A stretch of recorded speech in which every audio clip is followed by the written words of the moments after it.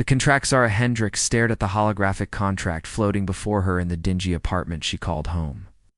3 months behind on rent, her acting career reduced to dinner theater on Mars colonies, she had nothing left to lose. The offer was bizarre. Impersonate a deceased human woman for a grieving Zenthari child on the luxury station Prometheus.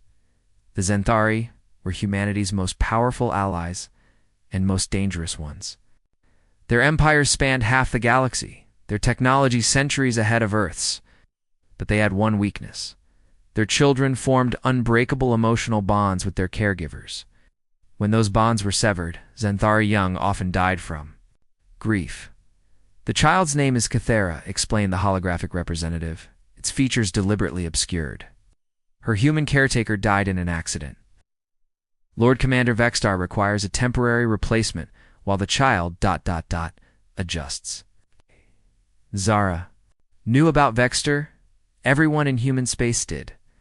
He commanded the Zenthari Third Fleet, the force that had saved humanity from extinction during the Void War. His human wife had been a diplomat, one of the first to successfully negotiate with his species. Their hybrid daughter was a miracle of biology and politics. You bear a remarkable resemblance to the deceased, the representative continued. The pay is 1 million credits. Duration, 2 weeks maximum. Zara's finger hovered over the accept button. 1 million credits would change everything. But something felt wrong. Why her? Why such secrecy? Why did the contract include clauses about memory modification if she violated the terms? I accept. She whispered. The transport arrived within hours. Sleek Zenthari courier that whisked her across 3 solar systems in the blink of an eye. No human technology could match their fold space drives. As they approached Prometheus, Zara gasped. The station was massive, a crystalline structure that seemed to grow from space itself, pulsing with bioluminescent patterns that hurt her eyes to follow.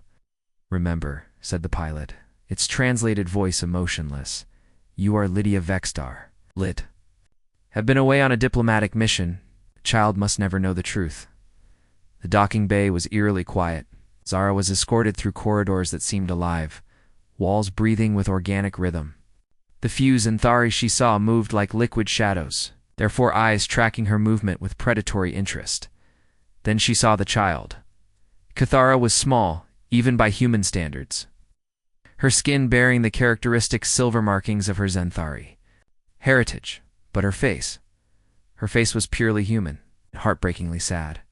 The 6-year-old stood in the doorway of what appeared to be living quarters, clutching a stuffed Earthanumala tiger. Mommy. The word escaped in perfect English, hope and disbelief warring in her voice. Zara's throat constricted.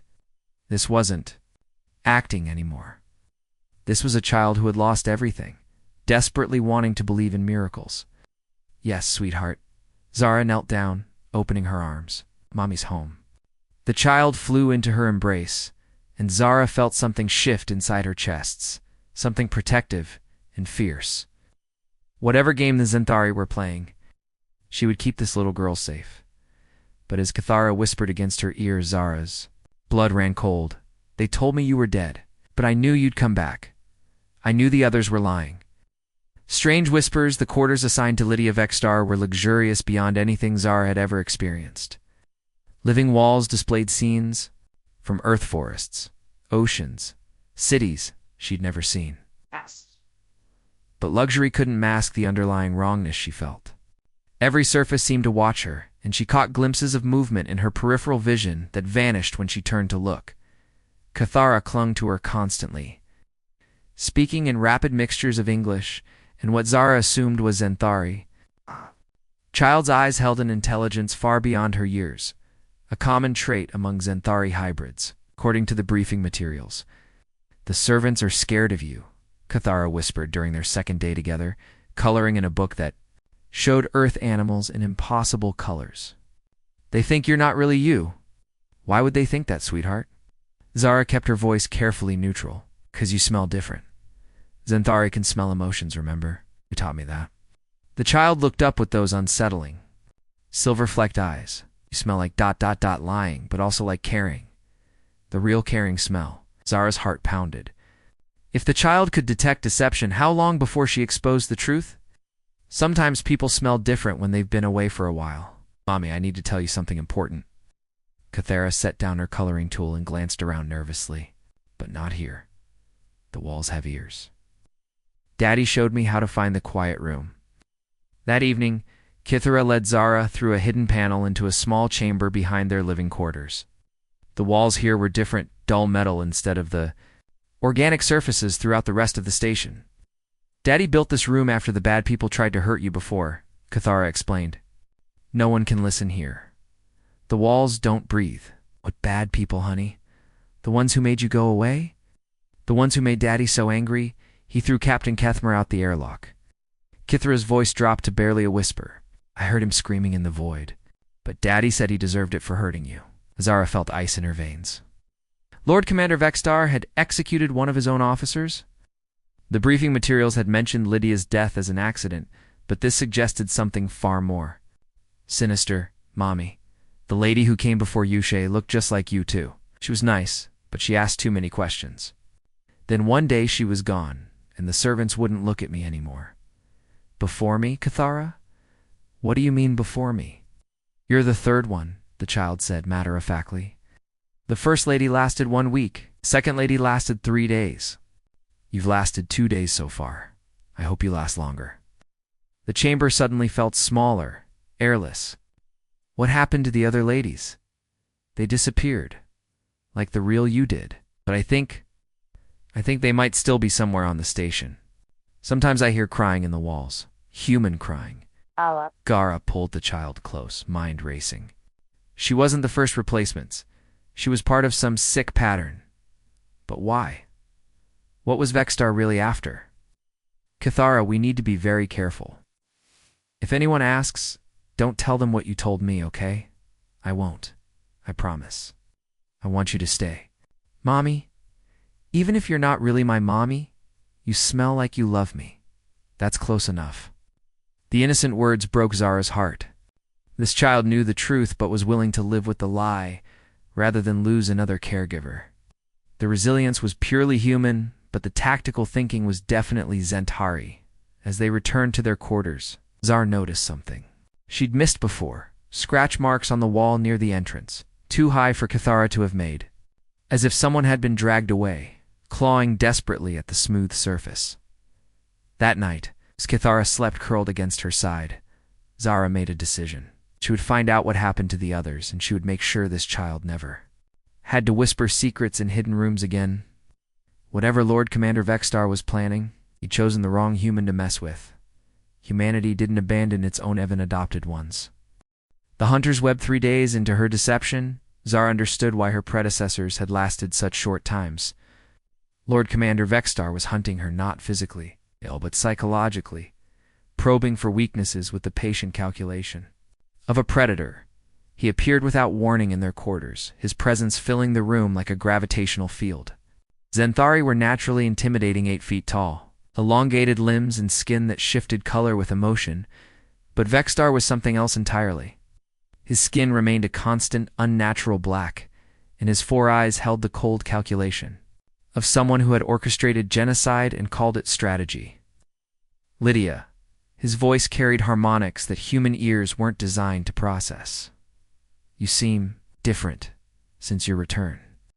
Kithara immediately ran to him, and Zara watched in fascination as the Zenthari commander's demeanor shifted.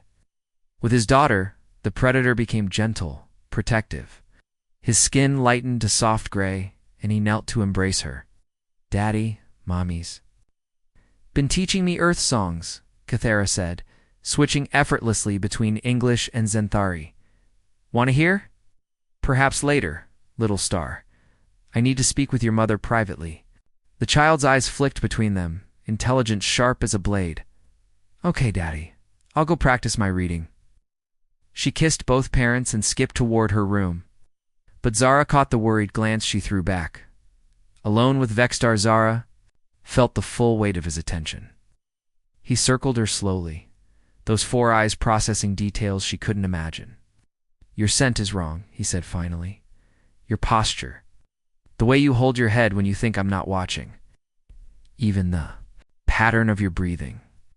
I've been through trauma, Zara began, but he cut her off with a gesture.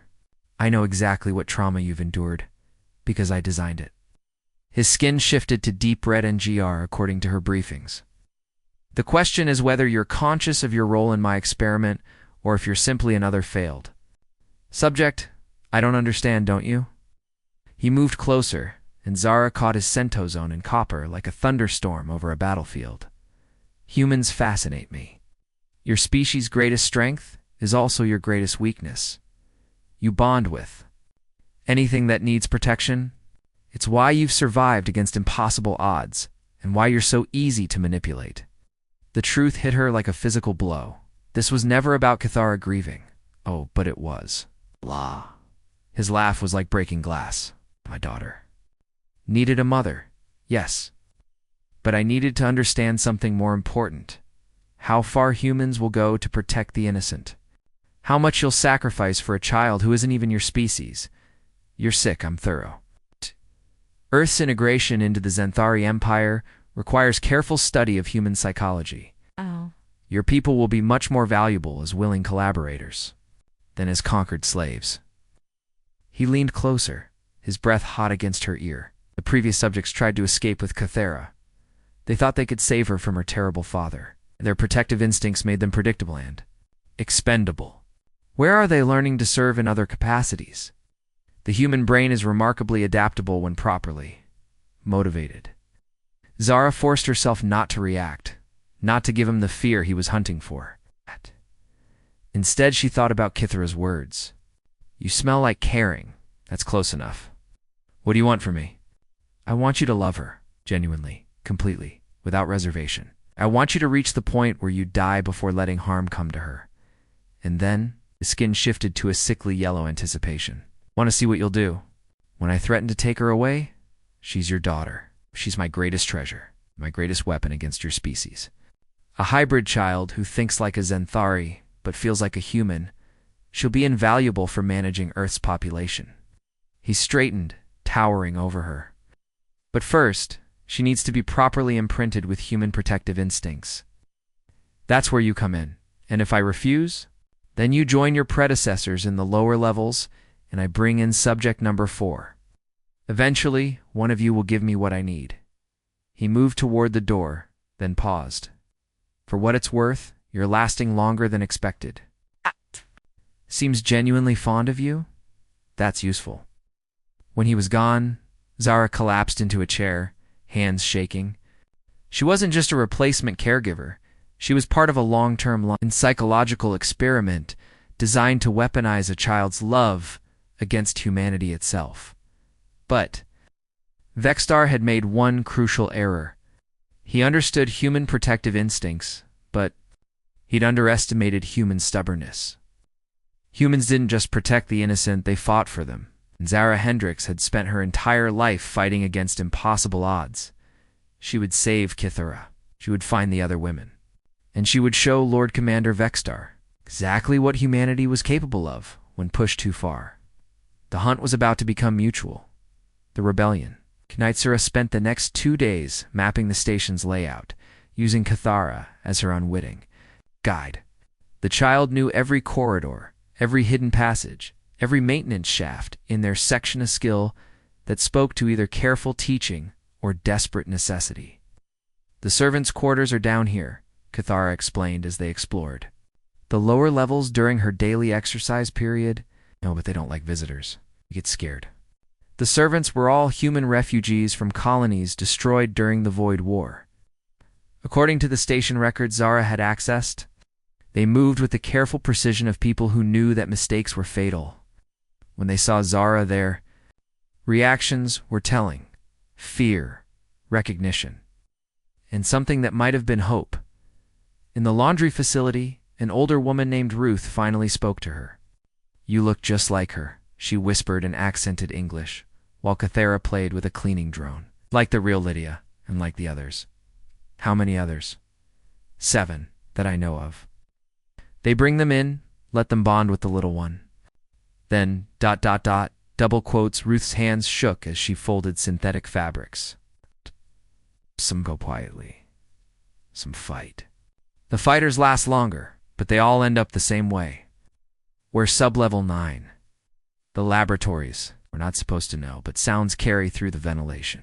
Ruth glanced around nervously. They're not dead. Sometimes we hear. Them singing old Earth songs like they're trying to remember who they used to be. Zara felt sick. Mind modification, the ultimate violation of human autonomy. Is there any way to reach them? The maintenance shafts connect to the lab levels, but they're monitored. Security drones patrol every 6 minutes. Ruth looked at Kithra, who is now having a conversation with the cleaning unit in Rapid Zenthari. That child is special, you know? She understands more than her father realizes. What do you mean? She's been leaving us messages. Drawings, mostly, hidden in places only humans would look. Pictures of the other women, of doors, of ... other things. I think she's trying to help. That evening, in the hidden chamber, Zara confronted Kithra directly. You know what your father is doing to the women who come here. The child's composure cracked slightly. I know he's hurting people who try to take care of me. No, he thinks I don't understand, but I do. Zenthari. Children are supposed to be smarter than human children. Then you know I'm not your real mother. Yes, the admission was quiet, painful. But you're the first one who smells like you want to protect all of us, not just me. The others smelled like they were afraid of Daddy. You smell like you're angry. At him? That's different. Zara knelt beside the child, choosing her words carefully. What if I told you there was a way to stop your father from hurting people? Would you help me? Would it mean leaving him? It might. Kithra was quiet for a long moment, her silver-flecked eyes distant. Daddy wasn't always like this.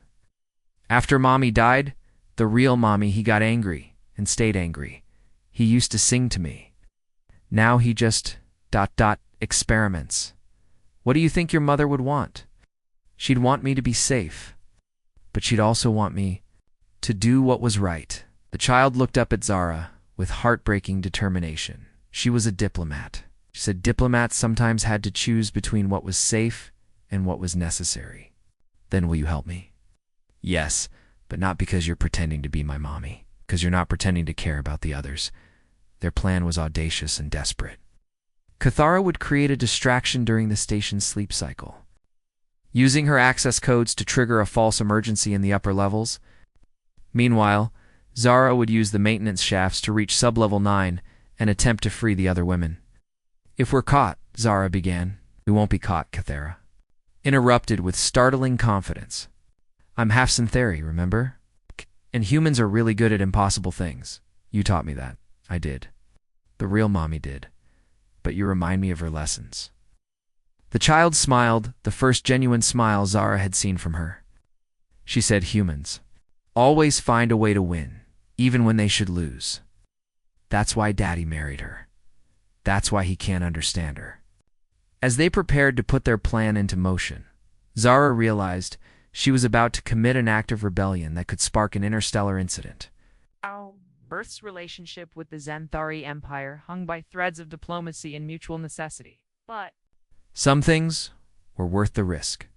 Some lines couldn't be crossed without consequences. Lord Commander Vexstar was about to learn that humanity's greatest strength wasn't their protective instinct. It was their absolute refusal to accept that any fight was unwinnable. The rebellion was about to begin with a 6-year-old hybrid child and a failed actress who'd found her greatest role. The price of love. The maintenance shafts were tighter than Zara had anticipated. Designed for Zenthari physiology rather than Zen human frames. She crawled through the darkness, guided only by Kithra's hand-drawn maps and the distant sound of singing human voices raised in harmony. Despite their circumstances, behind her, alarm klaxons wailed as Kithra's emergency played out perfectly. The child had triggered every safety protocol simultaneously, creating chaos that demanded immediate attention from all senior staff.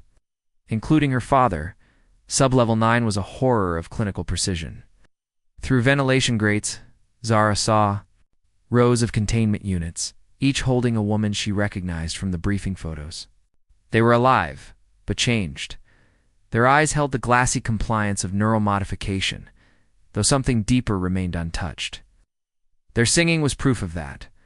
The first unit she reached contained Jennifer Walsh, the actress who'd preceded her by 2 weeks.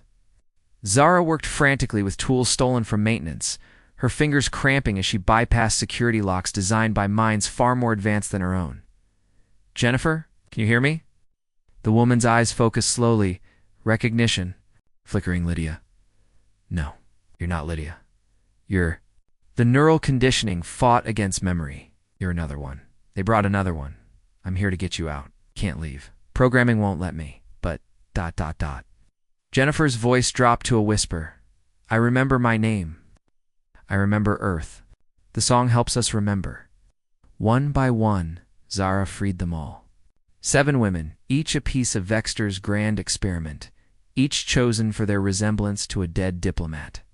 The neural conditioning made them compliant, but humanity's stubborn core remained intact beneath the artificial calm. "We need to reach the docking bay," Zara explained as they moved through the corridors with shuffling steps. "There's a courier ship. If we can get there, you won't make it." Vexter's voice echoed from speakers throughout the corridor. His image appeared on wall displays, skin dark with rage. "Did you really think a child's tantrum would fool me indefinitely? I've been tracking your progress since you left your quarters. This little rebellion is exactly what I hoped to provoke." The corridor sealed itself, barriers dropping from the ceiling with mechanical precision. Emergency lighting bathed everything in hellish red. "Bring them back to the laboratory," Vextar continued. "All of them. It's time to complete the conditioning process. Kythera will be so disappointed when she learns her new mother abandoned her, just like all the others." "I didn't abandon her," Zara shouted at the nearest camera. "I'm trying to save her from you. Are you? Then explain why you've prioritized these strangers over the child who calls you mother." The question hit like a physical blow around her. The other women began to collapse as emergency sedation flooded the air through the ventilation system. Zara felt her own consciousness wavering, but then the barriers exploded inward. Kythera stood in the breach, no longer the vulnerable child. Zara had known. Her silver markings blazed with bioluminescent light, her small form radiating power that made the air itself vibrate. Behind her stood Ruth and a dozen other human servants, armed with improvised weapons and faces set with grim determination. "Lead to me, Daddy."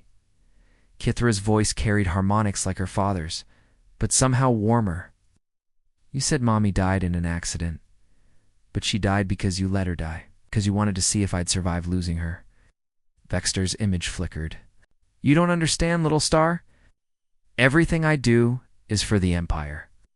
"I know, but Mommy taught me that families are more important than empires, that love is more important than experiments." The child looked at Zara with eyes that held centuries of wisdom despite her young age. "And this woman loves me enough to risk everything for strangers. That's what real mothers do." The sedation gas stopped flowing. Emergency barriers retracted. Throughout the station, Zara could hear the sound of locks disengaging as Kythera's override codes spread like a virus through the systems. "I'm opening the docking bay," the child announced. "Everyone who wants to leave can leave. Everyone who wants to stay can stay. But no one gets to hurt people anymore." Vextar appeared physically at the end of the corridor, moving with predatory speed. His skin had gone completely black, a sign of murderous rage. "You dare defy me?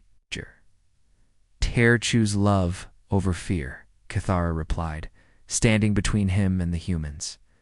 "Just like Mommy did. Just like all the humans do." An eternity of seconds, father and daughter, alien and hybrid, empire and rebellion, all balanced on the edge of a decision that would reshape the galaxy's future. Finally, Vexter's shoulders sagged. His skin shifted to deep blue, the color of profound sadness. "She would be proud of you," he whispered. "Your mother would be so proud." 3 hours later, Zara stood in the courier ship's bay, watching as the 7 rescued women boarded with assistance from Ruth and the other servants. Most had chosen to leave, to return to whatever remained of their old lives. But some had chosen to stay, to help rebuild something better from the wreckage of Vextar's experiment.